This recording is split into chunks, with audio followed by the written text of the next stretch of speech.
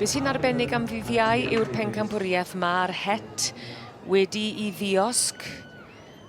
A fyddwn ni'n cael gwybod pwy fydd yn ennill yn y dosbarth arbennig yma. Sef ar gyfer yr ebol neu'r eboles ore, tlws tydi. A fi'n credu bod gyda ni Teip Cob Rosalie fyna yn gael y wobr ar ran Demi Mo. Wel, os o Demi Mo dan dimlad gynne, fydd y dagren llifo wedi cael gafel ar y tlws yma nawr.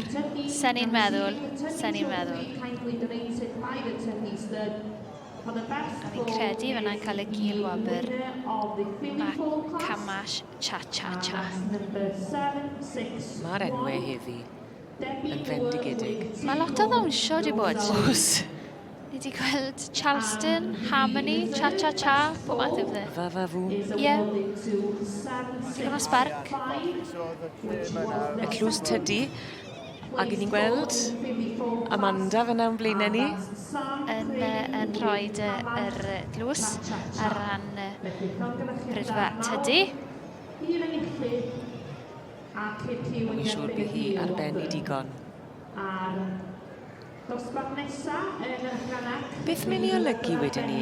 Ti'n dod fan hyn i'r sioe, wyt ti'n cael y gwobrau, wedyn ti'n cael rhosglwm arbennig a tlysau. Mae rhai bod hwnna'n ychwanegu rhywbeth i'r dyfrydfa. Odi, mae fe.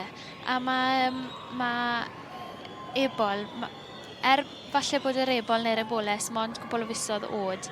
Mae wedi bod dros blwyddyn o baratoi ar eu cyfer nhw mewn ffordd I fod yn y cylch.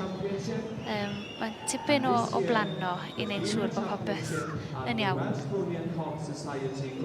Ond gei di fwy o sylw, mae'n siŵr o fod wedi dod mor uchel. O, fi'n siŵr.